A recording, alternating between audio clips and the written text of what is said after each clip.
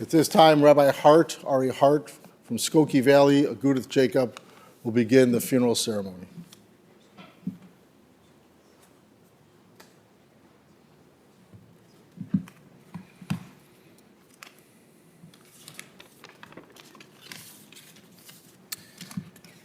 Gather here today in large numbers, here and I'm sure online as well, to bid a goodbye, to pay our respects to a giant, to a great man, Sherwin I Pogrund, Yisrael Shimon ben Yekutiel, husband of the late Toby Pogrund, father of David and Debra, grandfather of Michael, Brian, Naomi, Emily, Zack, and Lev, great-grandfather of Kira, Eitan, Ellie, Sylvie, Julian, Liam, and Max.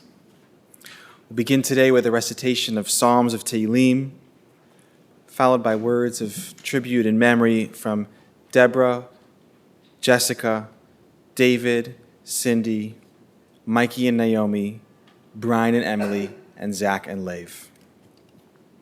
We begin with Psalm 23, a psalm of walking through life, facing challenges without fear, of gratitude for the blessings in life, and of closeness with God.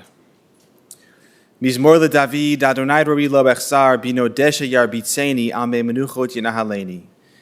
Nafshi shovev yancheni b'magli tzedek leman shemo.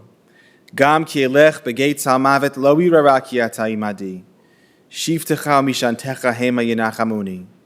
Taroch lefanai shulchan neged sorerai dishanta b'shem en roshi kosi revaya. Ach tov v'chesed yudafuni kol yemei chayai v'shavti b'veit Adonai la'orech yamim. A song of David, the Lord is my shepherd, I shall not want. God causes me to lie down in lush pastures. God leads me beside tranquil waters. God restores my soul and guides me in righteous paths for God's name's sake. Though I walk through the valley of the shadow of death, I will fear no evil, for you are with me. Your scepter and your staff, they comfort me. You prepare a table before me in full view of my adversaries.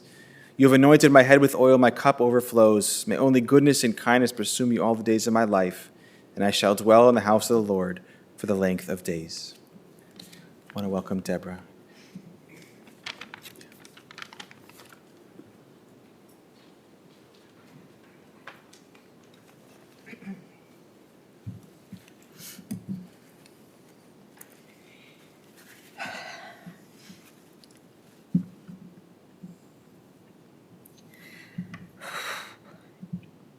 Cedric, my father's wonderful caregiver for many years, recently told me that whenever I called my father, I'm going to smile in a minute, he would have a big smile on his face. And at the end of each call, he would remark, "Debra talks a lot." In light of this reality, my goal for this eulogy is to speak briefly from the heart, by sharing with you a few memories that I think say a lot about who my father was. One of my first memories is of my dad walking with me and my brother to shul every Shabbos. It was a long walk for a 3-year-old, and I would get tired and stop walking. Rather than get angry or reprimand me, he made the walk fun, swinging me with the aid of my brother into the air as we got to the end of each block. We would often bump into others walking to shul. And it was in those encounters that I first saw how much my dad was loved and relied upon by so many people for sound advice and for many other forms of help that he so happily and generously provided. My father had so many friends and was incredibly welcoming to everyone he met. My spot, including my future wife, Jessica. Not only did he have so many friends, many of these friends shared with me that my dad was their best friend. As I grew up during these walks, my dad and I would talk about all sorts of things. I was a bit precocious and often looked ahead to what sort of career I might have. I think I started that at about the age of 10. I first offered up psychologist. He asked me why I wanted to do that. And I said to help people feel better through counseling, like Bob Newhart from the Bob Newhart Show. "Oh," said my dad, "that's what lawyers do. You should be a lawyer." Later, after watching the movie All the President's Men, about the journalists who uncovered the Watergate scandal, I said to my dad, "I think I want to be a journalist." "Oh," said my dad, "you want to use your writing skills to prevent abuses of power? That's what lawyers do. You should be a lawyer." But I think what motivated me most to be a lawyer once I was older were the stories he shared with me on how he used the law to creatively solve people's problems, help bring peace among family members in conflict, and provide crucial help to those in need. So I became a lawyer and later a law professor, and have tried to follow in his footsteps as best I could. I have a deep sense of fulfillment from my work, and I am forever thankful to my father for deftly steering me in this direction. One thing that will always stick with me about my dad was that he was always concerned about the welfare of others before himself.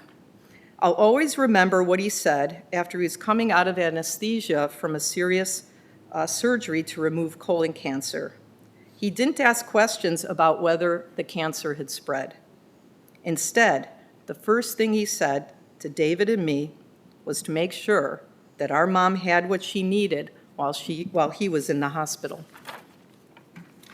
My father was strong, determined, and resilient in the face of life's challenges. While battling that disease and the nausea from aggressive chemotherapy, he still went to work every day and never complained about how sick he felt. When I asked him, "How are you doing, Dad?" he would say, "I'm okay, how are you?" I knew this meant he was not so okay, but he never said that. My father really enjoyed life and sharing that joy with others, whether bicycling, playing tennis, going on his boat, going to the Lyric Opera and Millennium Park concerts with me, or occasionally going to a casino.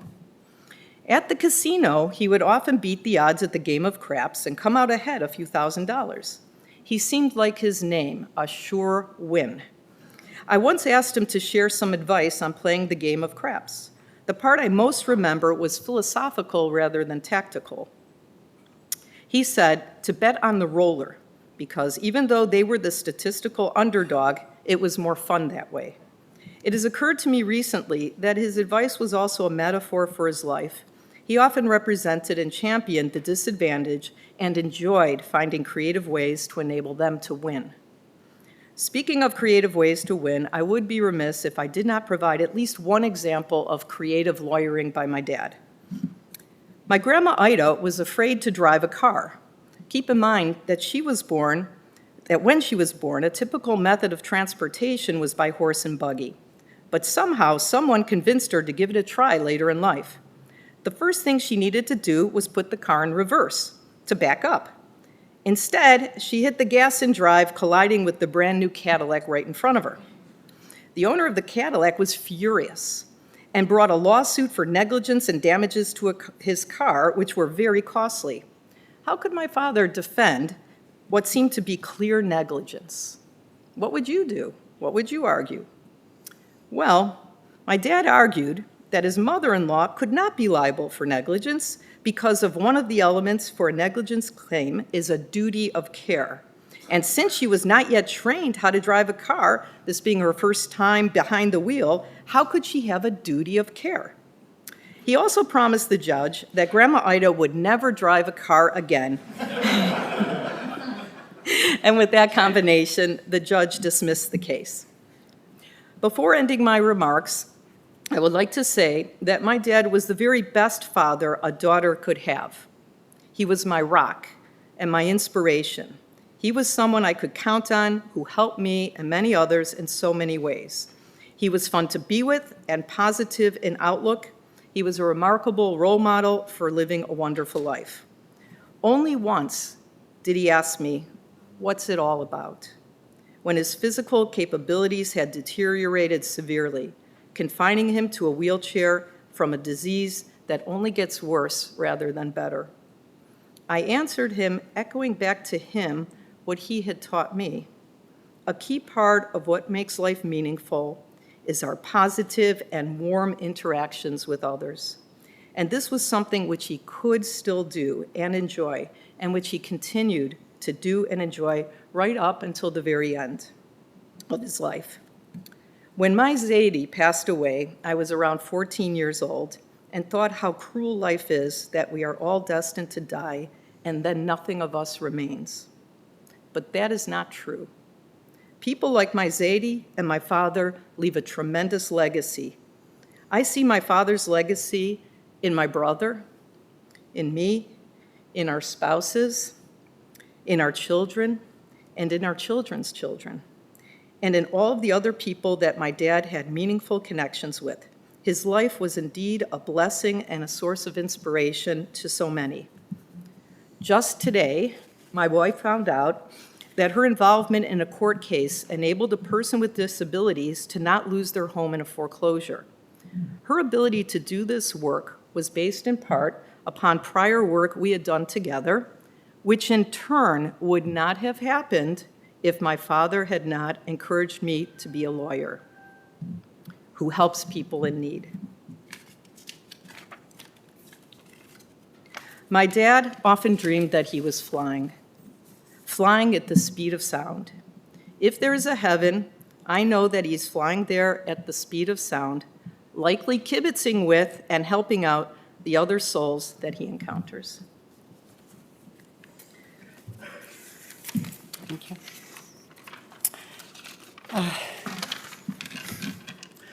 So Sherwin had a gift for solving problems in a way that worked for everyone.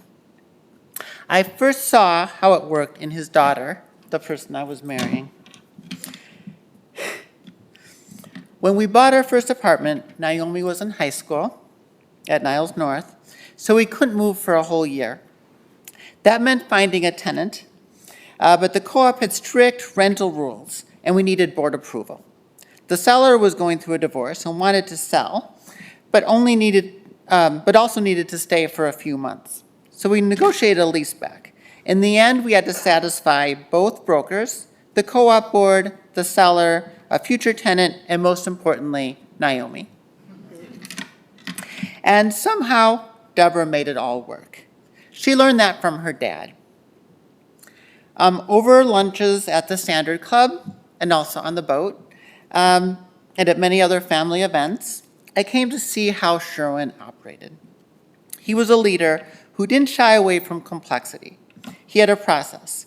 In contrast to the spirit of our current political moment, when some idealize running roughshod over others, Sherwin took a different path. He listened carefully. He took people's concerns seriously. Even when those concerns seemed to conflict, he didn't ignore or override them. He worked with them. He found creative ways to bring people together, to reconcile what first appeared irreconcilable. He was willing to take the harder route to make things right, not by asserting dominance, but through patience, thought, and practical imagination. That was his kind of justice, not abstract, not theoretical, something you build together. That's what he passed on to Debra, where I first saw it in action, and also to David, and to his 6 grandchildren. It has shaped our family, and though his great-grandchildren are still very young, I have no doubt they'll carry it too. He welcomed me into the family with warmth and generosity. I loved him and will miss him deeply. This is Sherwin's legacy, and it lives on.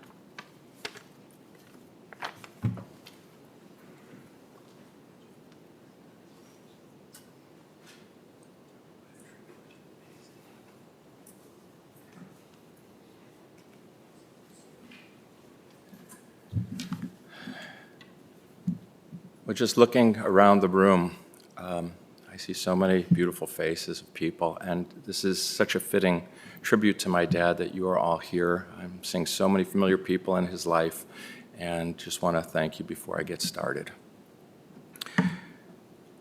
My dad grew up on the old west side of Chicago, the old West Side, they called it, the son of Carl Pogrund and Bella Pogrund.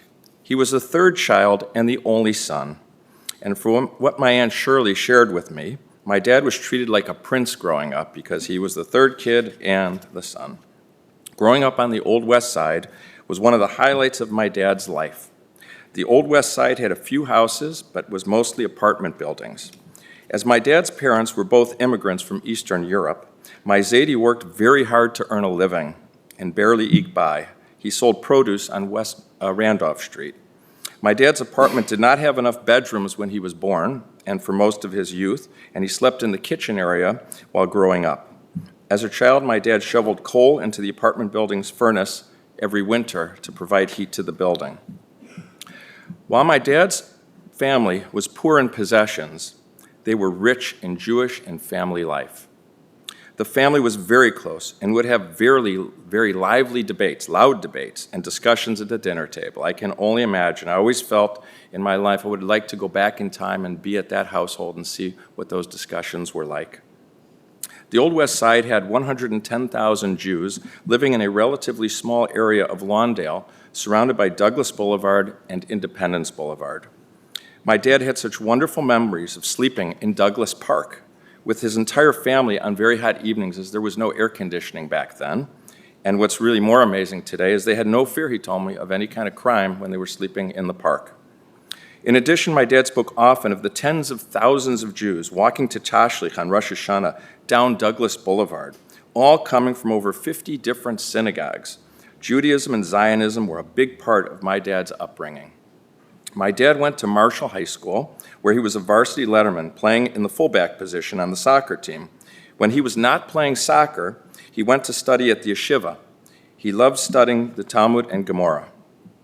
Now, I don't want to provide a picture that my dad's life was perfect. My children and grandchildren know that one of my very favorite quotes is, "It doesn't have to be perfect to be wonderful." And that quote applies aptly to my father's life. It wasn't always perfect, but it was wonderful, as he always turned setbacks into success. Here are some examples. First one was when my dad was 10 years old, he went hiking in the forest preserve. And while hiking in the forest preserve, they came out on a street and he didn't see it, and a car hit him at a very high rate of speed. And he was hit so hard that he told me at the time, but he was a kid, he was knocked 20 feet in the air, and when he came down, he broke his leg so badly, it was a compound fracture where his leg stuck out of the skin. It was terrible. He was in the hospital for many, many weeks as a result of that, and he was told he could not go to school for a year at 10 years old. So how did he take that setback and turn it into success? Well, the way he did it was he had to read 3 books every single week and give reports on those books every single week. He became an amazing reader. You could give him a book to read, he would get it read in hours. And how do you do that? He read about 80 pages an hour, which is, not my speed. And I think that he made the best out of what happened there. The other was in college. He grew up with immigrant parents, and they wanted him to be what? A doctor. They all wanted to be a doctor. But he wasn't suited to be a doctor because he was weak in math and science. That was not his strength, but he tried. And for his first year and a half, he was failing. He was getting D's and very bad grades, and he was really lost for a little bit. And then he had a wonderful guidance counselor who took him under her wings and said, I've tested your skills, and because your reading skills are so amazing and your analytical skills and your way of writing, it's my belief that you ought to be a lawyer. That would be a good place for you. And as a result of that setback, again, with pre-med and flunking out of school, he became a very successful lawyer. Then, when he went in the Army they used to give shots to everybody for bacteriological warfare and for chemical warfare. And unfortunately, in 1957, 58, and 59, they used the same needle for every one of the people there. And so he got hepatitis and he got rheumatic fever while in the military police, and you could see the flag where he served. And so he was in the hospital for like a month, and he was really in bad shape. And he was a young lawyer. He didn't really have much of any client base. And he was in bed in a room with a gentleman next to him who was a very successful businessman who was in his middle age. And as a result, they became so close and so friendly. Even though my dad had little experience and this guy had complex matters, he entrusted my dad to start working on all of his business deals. And as a result of doing all those business deals, my dad became very successful, which leads me to the next setback into success story, maybe a little bit out of order. When my dad interviewed for jobs, when he finished law school, the first thing that happened was he wanted to be at this big law firm. So he went and he was interviewing at the big law firm, and I guess somewhere during the interview, the lawyer who was interviewing him could tell that he'd grown up in some Jewish neighborhoods, the West Side, and at that point his family was in West Rogers Park, and the lawyer said to him, "You're not Jewish, are you?" And my dad said, "Yes, I am Jewish." And the guy says, "Well, I'm sorry, but we don't hire Jews at our law firm," and just terminated the interview right there. Another setback. However, that led to his greatest success, which is Stone, Pogrund, and Corey today. How did it lead to that? Because he met a gentleman named Bert Stone and another gentleman named Meyer Cherkis, and they offered my dad a job at the whopping salary of $26 a week. But they said to him, "Here's the kicker. You'll get a percentage of what you bring in." Well, my dad's first client he met in the hospital brought him in, and he was an instant success. He instantly started succeeding way better than if he'd gone to the big law firm and endured that sort of big law environment. Then he once he was a young lawyer with my mother on a Sunday, they went to nationwide art galleries on Western Avenue. And he walked in the door at my mom, and he tripped on the rug coming in, and he went flying on his face, and he was really bleeding. Well, Trudy Anschel, one of the owners of Nationwide Art Galleries, came running up to him, and she was a nurse in Germany. So she came up to him, and she treated him, and then they asked him after he was treated, "What do you do for a living?" As soon as he said, "I'm a lawyer," they got frightened. They were worried. But what happened was, again, out of a setback, it was an instant success. And Trudy and Simon Anschel and Danny Anschel, who's sitting right here in the third row, my dad and him became incredible friends, and to this day, incredible friends. And if it hadn't been for tripping in the store, he wouldn't have represented them, but more importantly, befriended them and had this wonderful relationship with them. Then, at the age of 65, I took my dad to have a colonoscopy. He comes out, he says, "David, I got cancer." Like that. I said, "Dad, you're probably just on the drug." He said, "No, the doctor said, I see a huge mass there and you're going to have surgery." I said, "Dad, let's go back," because he was very, up about it, the drugs were still in him. We went to the doctor, he said, "Yeah, I'm sorry to say he does have a large mass and I have to have surgery." After he had that surgery for cancer, the doctor said, "We think that, everything's okay." But then, when the pathology came back, they found out that actually it had spread into his lymph nodes pretty significantly. So my dad, with his positive way of life, his doctor said to him, Dr. Ed Kaplan, he said, "Listen, there's an experimental drug out there right now. You want to consider it? It's experiment?" My dad said, "Yeah, let's do it." It was very aggressive. And after about 3 weeks, he was getting very, very sick on it. And a friend of mine, Dr. Yossi Goldberger, called me, said, "I just heard that drug is killing people and they're taking it off the market." And then Dr. Kaplan called me immediately, said the same thing. But I think that saved his life, actually. Being on that for those 3 weeks or so, I think it actually saved his life.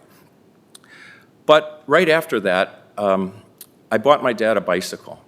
And I said, "Dad, you got a year to train. We're going to go to Sparta-Elroy, which is a vacated rail line in Wisconsin. We're going to go up there, and we're going to bike. It's 66 miles. And he said to me, "Okay." And at the age of 66, he and I went 66 miles that summer. And I was really amazed at what he could do. And then the next summer, Cindy, Deborah, Jessica, and I went with him. And then we biked to La Crosse, and that was another 66-mile ride. And those are beautiful memories, and something he was always very proud of, in his later years, that he did those rides, and after such severe cancer treatment. So again, setback into success. Another theme in my dad's life could best be described by the Hebrew word hineni, "here I am." He was always there for everybody. My dad was a man of action and service to others in need, as well as to many, many Jewish charities and professional organizations. One example, the starting example, was when my dad's parents, when my Zadie retired, they had very little money in the bank. How are they going to get by? So my dad said to them, "I have an idea." He says, "What we'll do is, I'll take all your money, I'll invest it for you, and then I'll bring you, when we get dividends or we get, appreciates. So every month, my dad would go over with a nice check. They were doing very well on these investments, really well. And he would give them enough money to pay the rent, pay the utility bills, pay for their food, and pay for them to have a lifestyle. But he did it in a way that gave them dignity and respect. He wasn't giving them money. It was their money that was earning money. In addition, when people in our community need money, I can tell you, without saying names ever, there are so many people that have come to him and needed money. And every time they needed money, instead of him saying to them, here you go, he would say, this is a loan. You can pay it back whenever you can. And many times it wasn't paid back. And he didn't expect it to be paid back because, again, he did it for their dignity. He wanted to make sure that it was the right thing and it was done right. When the state of Israel, throughout many years of many wars, needed help, my dad and mom were very charitable to Israel. Up to this point in time, they've given over the years 5 ambulances to Israel, and they donated a hospital room to Hadassah Hospital in memory of their parents. My dad volunteered his legal and counseling services over the years to many Jewish and professional organizations. Many people don't know this. During the 1968 Democratic Convention, my dad was horrified by what was going on, and he went downtown at night and worked in night court, trying to release and releasing many of the protesters who were wrongfully beaten and arrested. My dad was very, very involved in Jewish education. He was involved at Skokie Valley Synagogue on the education committee. The school had hundreds of students at that time. He was on the board of directors of the Associated Talmud Torahs of Chicago, which had many, many schools that are under their umbrella. And he also set up recently, maybe 5-6 years ago, a scholarship fund for children in need at these various ATT schools. My dad was also president of the Chicago Loop Synagogue and an active member on the board of directors for decades.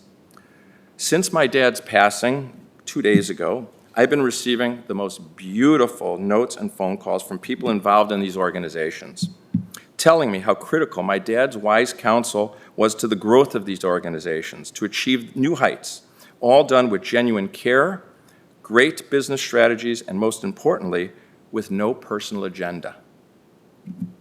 As a husband, my dad cared for and loved my mom greatly.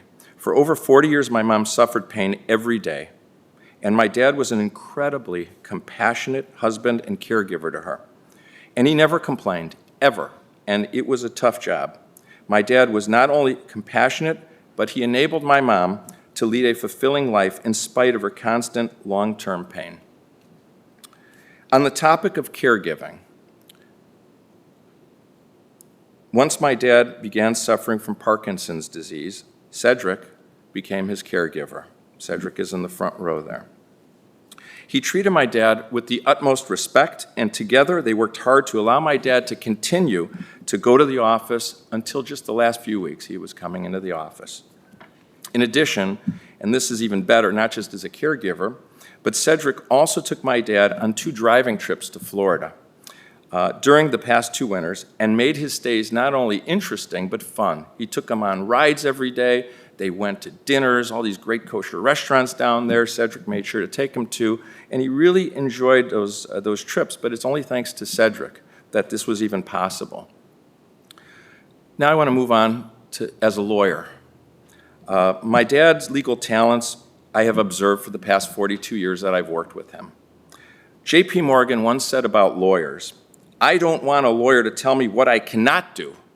I want to hire a lawyer to tell me how to do what I want to do." And I think that's true of most of our clients. Over the past 66 years, there have been several secrets to my dad's success as a lawyer. Firstly, my dad was very creative, and he satisfied his clients most when he did what J.P. Morgan sought. He listened to what his clients wanted to do and attempted to fashion a legal and creative means towards the client goals, as opposed to advising the client what he can't do. It's always easy to say what you can't do. What's the hard thing to do is be creative to figure out what you can do in a legal manner. As a lawyer at Stone, Pogrund and Corey, and we have many lawyers here today and support staff that are here and spouses, I can see you all, He arrived at work every day, no one would disagree with this, with tremendous enthusiasm for the challenges of the day as a lawyer on behalf of his clients and on behalf of his colleagues at the firm, everyone who worked at the firm. He made everyone feel special at the firm.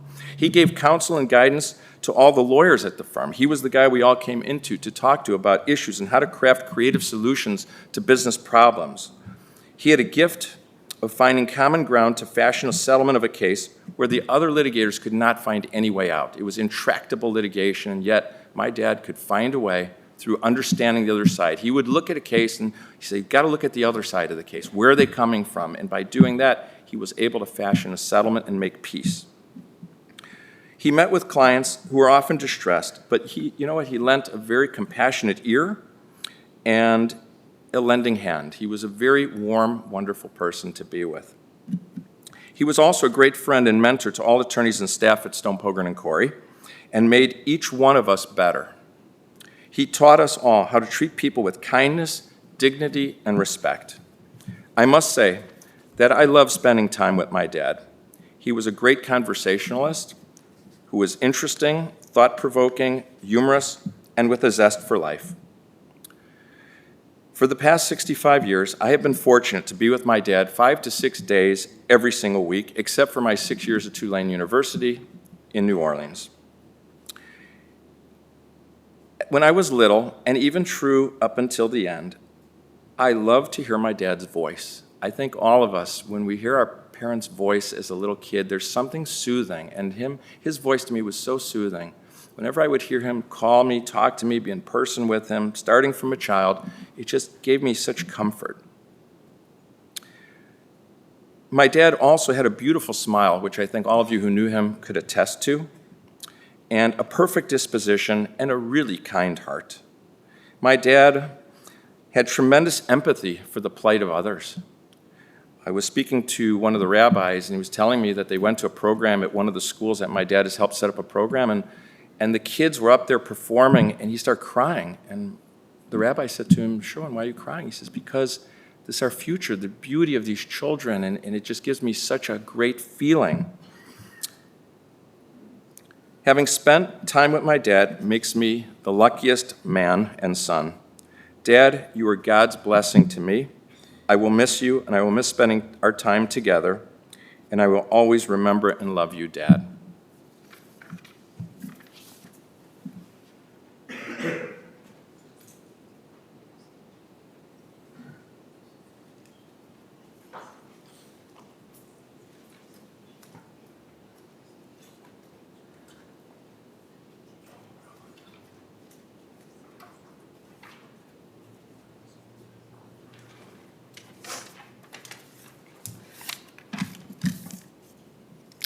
When Brian was 7 years old, he told me that he was going to Israel with Poppy and his cousin Mikey. I responded, "You're doing what? With who? And when?" I then learned that Sherwin had already bought the tickets without speaking to me, and of course, they went to Israel despite my hesitation. But as always, Sherwin was right, as that led to our family's incredible close relationship with our entire large, beautiful family in Israel, who are all listening in right now. I believe Sherwin knew exactly what he was doing. There's a midrash that a person is called by 3 names in their life: the name given by their parents, the name by which others know them, and the name they acquire for themselves through their actions and their character.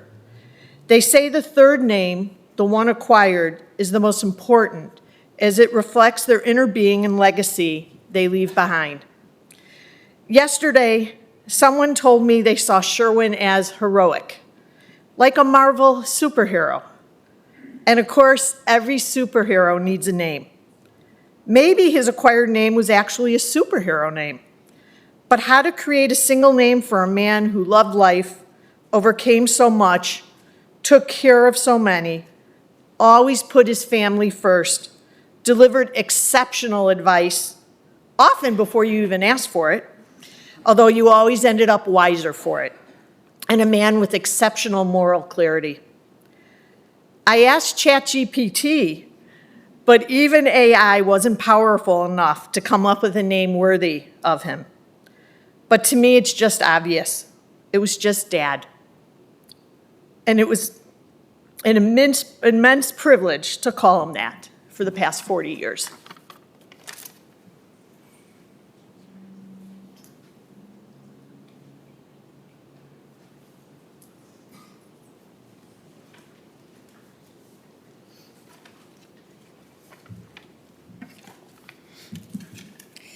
Every year for my birthday, I'd drag Grandpa and Grandma to the mall to shop for clothes. I have vivid memories of Grandpa patiently waiting on a bench at Old Navy while I modeled capri pants, and in the tween section of Nordstrom while I picked out new shorts.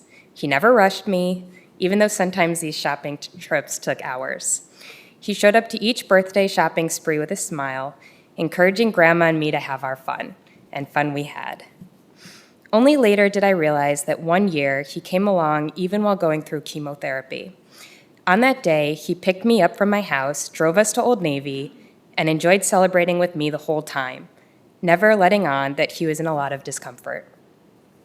That's the kind of person he was, someone who put others first, no matter what. Grandpa's generosity was inspirational, and I know a lot of you here today know firsthand about it. When we say he was generous, we don't just mean he gave. We mean he gave with joy and without hesitation. And I was lucky to be on the receiving end of so much of that joy. While Grandpa may have quietly dealt with some of the harder things he was going through, he never hid his passions from us. He was a very passionate person, and that included a passion for his beloved boats. I say boats in the plural because at least a couple of them sunk. Grandpa loved taking us on boat rides. He made sure to hit every wave, so we'd bounce around the cabin, giggling and yelling for more. I'm not sure it was great for the boat, but he couldn't resist giving in to our delight. He'd point out buildings as we cruised from Marina City through the river to the lake, reciting architectural facts. I may not have absorbed all of the historical details about the firm that built Merchandise Mart in 1928, but I did love hearing him talk about it. I loved seeing how happy it made him, and I loved being part of that happiness.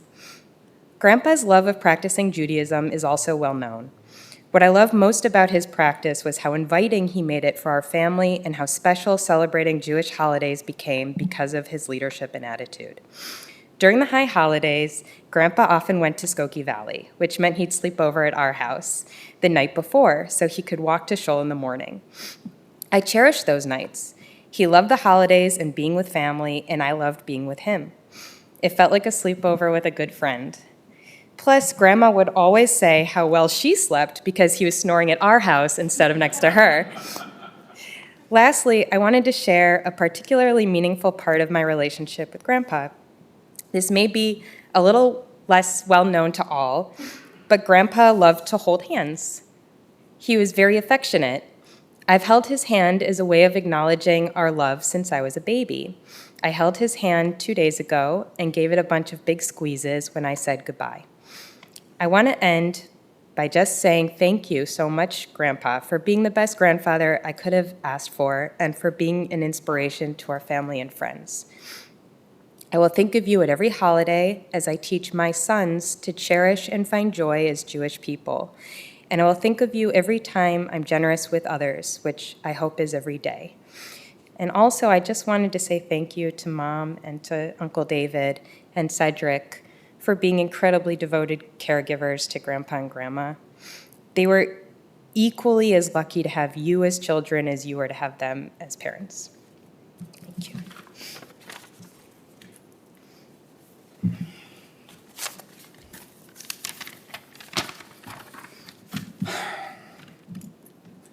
In the 1951 book, The Wisdom of the Talmud, Rabbi Ben Basser summarizes the Talmudic ideals in human character. Number one is confidence in life. That's what Grandpa exemplified throughout my life. A deep vitality, an inner strength, and a love of living. There's so much that one could say about my grandpa, and so much that has already beautifully been said. So I'll focus on one area where Grandpa had a really special and lasting impact on me, and that's my relationship with Judaism and with God. At a very young age, Grandpa made Judaism fun, important, and serious. There were big things, like when he took Brian and me to Israel together for the first time. Or when he bought me tefillin in Israel right before my bar mitzvah, which I still use it's my tefillin I use every day. Or how he supported my Jewish education throughout my life. But the main thing was going to shul together during the holidays. Rosh Hashanah and Yom Kippur was at Skokie Valley. Passover, Shavuot, Sukkot was at the Loop Synagogue. That's how he would say it. Going to shul with Grandpa was a totally unique experience to me as a kid, utterly distinct from being in shul with anyone else. There are many reasons this is the case, and certainly his magnanimous, confident, and loving personality played a big part. But it was also because it was crystal clear how important going to shul was and prayer was to him. It wasn't optional. As always, his actions spoke louder than his words, and our time together at shul helped me form a core part of my identity, a love of Judaism and a love of God, and I'll be forever grateful. Thank you for the last time, Grandpa.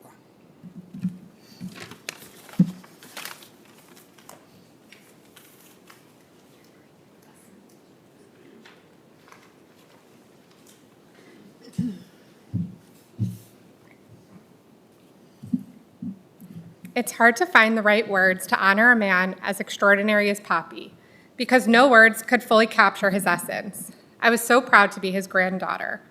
Our Poppy was one of a kind. As a child, I remember looking up to Poppy, literally. He was always the tallest in the family, the loudest at the table, and the first to show up early.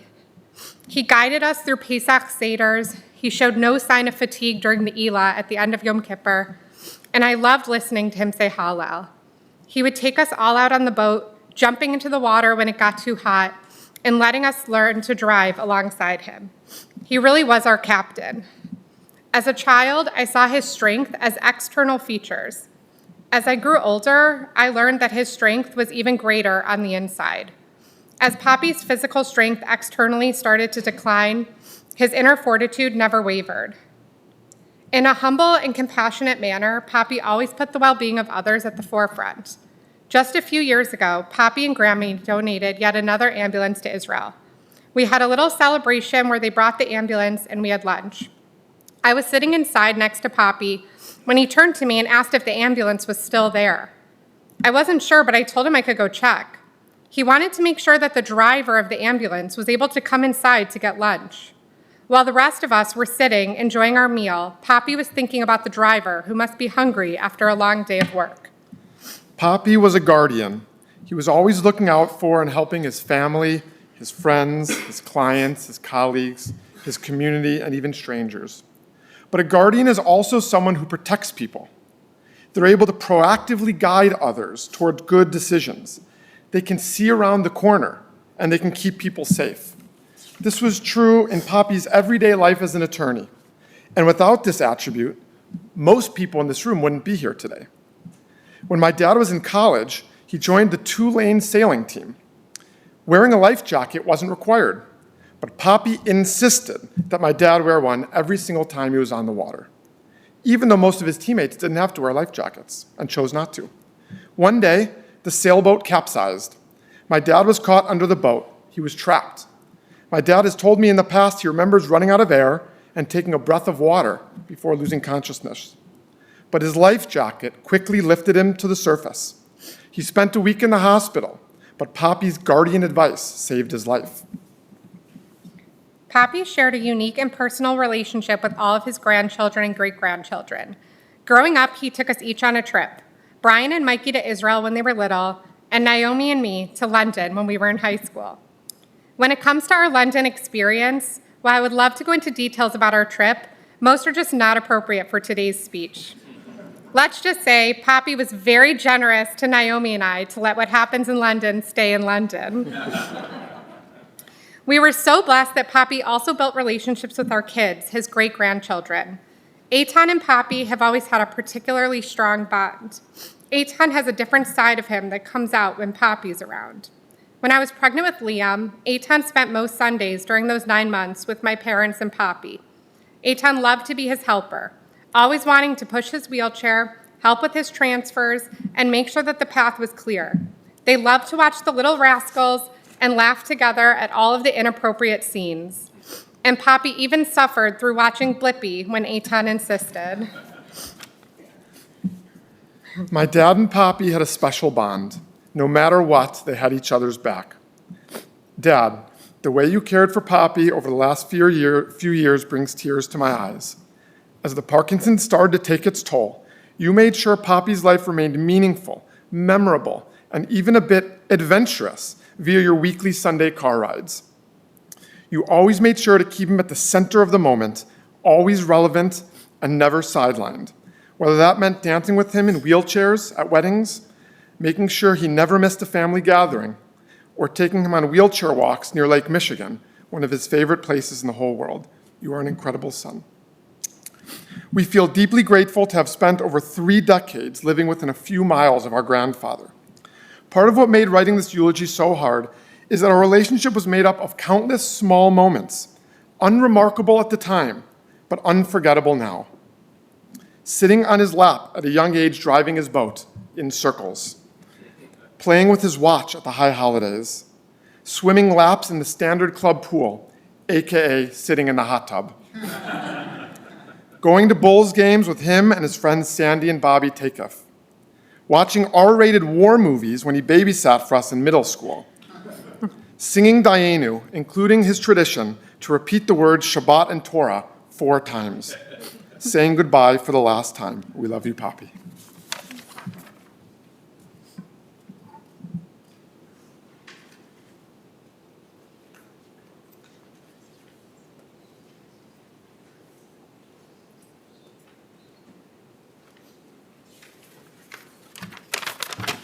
My grandpa helped many people, loved his family, and was a great person to be around. I remember when I was younger, we would go out on a boat with my grandpa, and I remember sitting on his lap and him letting me drive the boat. I remember going out to restaurants with him and the apartment in Florida that he went to each year. I heard stories about what he did in law and how he was when he was younger, and despite his body getting worse over time, I know his mind never did. Ever since I was born, I saw him as a person to look up to and to strive to be like. Grandpa Poppy was a great man, and I will really miss him.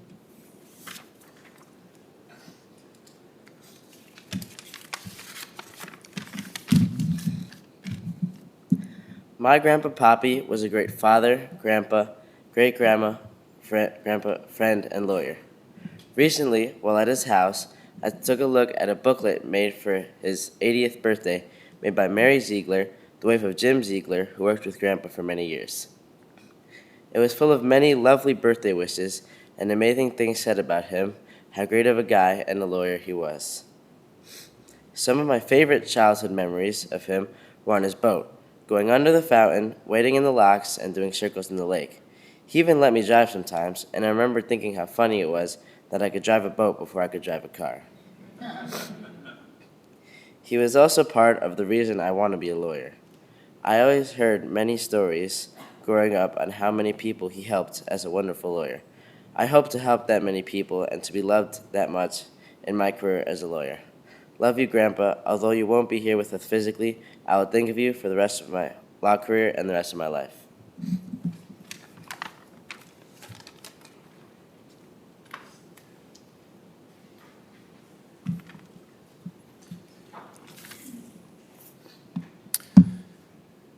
So many beautiful attributes and memories have been shared this morning, and we're just scratching the surface. So much more that could be said.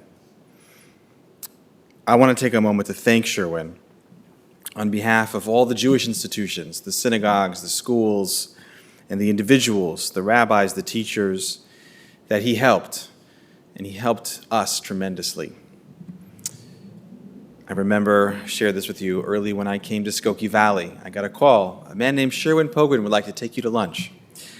And just feeling his presence and his support and knowing that someone like that had your back, was with you, was supporting you, it meant the world. And I know he did that for countless other leaders in the Jewish community as well. So we are grateful to him. There's a fundamental religious question that any person who is religious, and he is deeply spiritual and religious, has to ask. And that question is, what does God want from me? What does God want from me? I'm alive, I'm here. What am I supposed to do with this gift of life? And it's a big question we should all struggle with.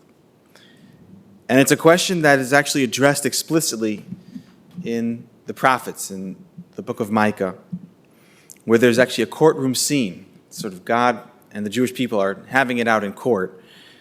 And the prophet, speaking on behalf of God, says, Higid lecha Adam, ma tov u'ma Hashem deresh mimecha. I'm going to tell you, humanity, I'm going to tell you what's good, and I'm going to tell you what God wants from you. What does God want from you? Ki'im asot mishpat, to do justice, ve'avat chesed, love kindness, ve'atznei lechet im Elokecha, and walk humbly with your God. What does God ultimately want? Do justice, love kindness, and walk with humility. And that's Sherwin. That verse is Sherwin Pogrund. He did justice.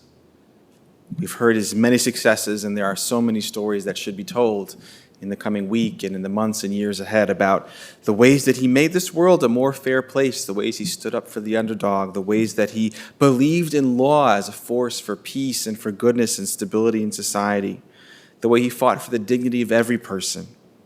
He tried to make things right. He wanted everyone to have a fair shake, and he used his skill and his powerful voice and his presence to make the world more justice, to do justice. Ve'avat chesed, and he loved kindness. The Sfat Emet says it's not enough to just do kindness, to be kind. You have to love kindness. And Sherwin loved being kind. He loved helping people. He came alive when someone needed something, when there was a way he could offer, whether it was advice or finances or a helping hand. And there are so many thousands of acts of chesed, of kindness, scattered through his life. Some of them that are known to his family, some of them that will never be known. And I hope that more are uncovered in the days and weeks to come. But he just loved doing kindness for other people. He loved chesed. And finally, walking with tzniut, walking modestly, walking with humility before God. I think Sherwin's humility was a rare and I think the ideal kind of humility. It's not the humility of receding into the background. Oh, I'm nothing. It's not that humility. It was a bold humility. Sherwin was comfortable leading, being in the center. I think the boat actually symbolizes as well. A boat is not necessarily the most humble symbol, but the boat was not about showing off. It was literally and metaphorically about bringing people along for the ride. That's what the boat was about. It was about bringing other people in, sharing the joy, sharing what he had earned and achieved with others to bring joy and happiness, bringing other people along for the ride. Whatever successes that Sherwin had weren't ultimately about him. They were about the people and the institutions and the family and the communities that he brought along for the ride. He didn't make himself small to be humble. He was tall. He stood tall. And by standing tall, he lifted others up with him. Higidi lecha Adam ma tov. I will tell you what is good. That's what the prophet says, serving as a kind of arbitrator in the book of Micah. And I think Sherwin, through living his life, did the same thing. Higidi lecha Adam ma tov. I will tell you what is good. Sherwin told us, he modeled for us how to live a good life, how to live a godly life. And we will do our very best to move forward, doing justice, loving kindness, and walking humbly, proudly, humbly with God, as Sherwin taught us. Tehi nishmato tzrura b'tzrura Chaim, may his soul be bound up in the bonds of life, and may his memory be for a blessing.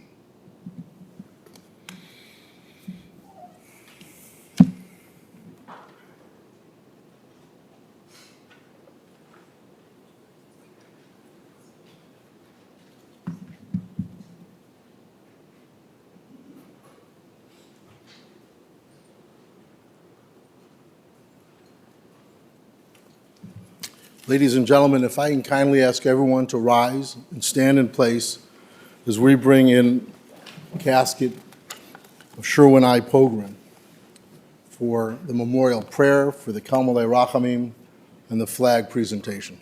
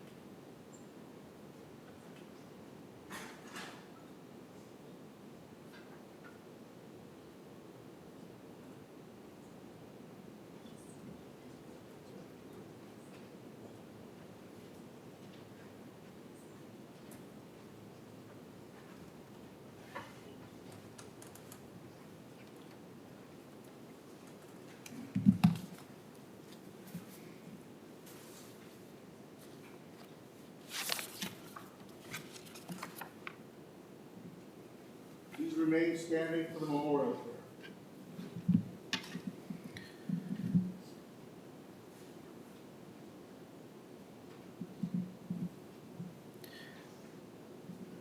It is customary at this moment to ask forgiveness on behalf of the family and everyone present and those who are watching, all of his loved ones. Sherwin, we ask forgiveness for anything that may have been done or said, not as it should have been. And on behalf of everyone, we request your forgiveness. Elam alirachamim shoichein b'miromim hamitzei minucha nichoyana al kanfei ashichina b'malo iskidoshim Utehorim kizoar harakia mazirim et nishmat Yisrael Shimon ben Yekutiel sheolach liolamo bavor שאנחנו מתפללים ביד הזכרת נשמתו בגני עדן תהיה מנוחתו לכן בעל רחמים יסתירהו בסייסר כנפיו לעולמים ויצרור בצרור החיים את נשמתו אדוני ינחלו וינוח בשלום על משכבו ונאמר Amen.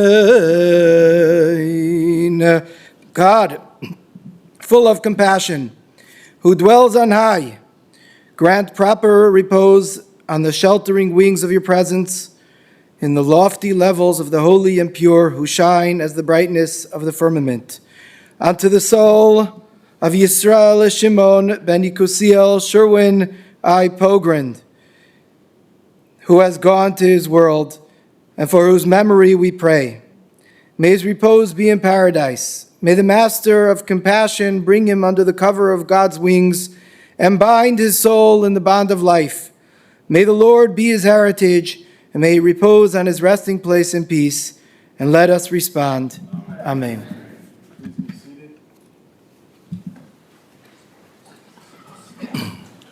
Ladies and gentlemen, at this time I call upon anyone who has served in the United States Armed Forces or the IDF, please come forward and stand next to his casket.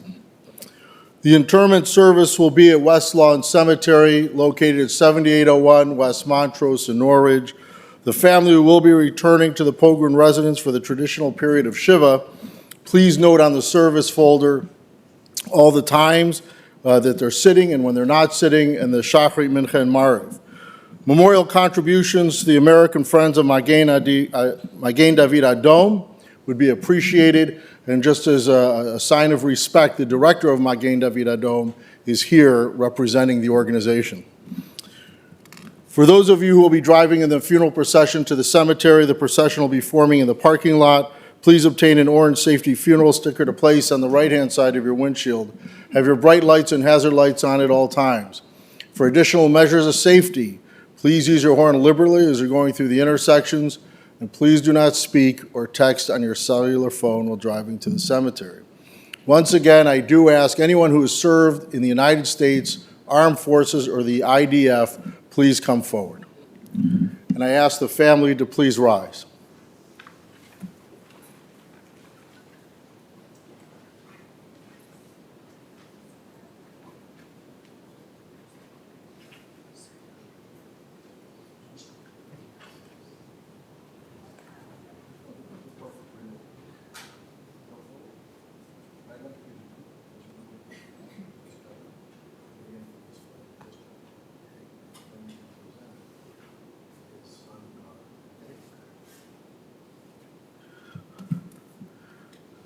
Ladies and gentlemen, on behalf of the President of the United States and these gentlemen who have actually served in the United States Armed Forces, we present you this flag in honor and in memory of your father.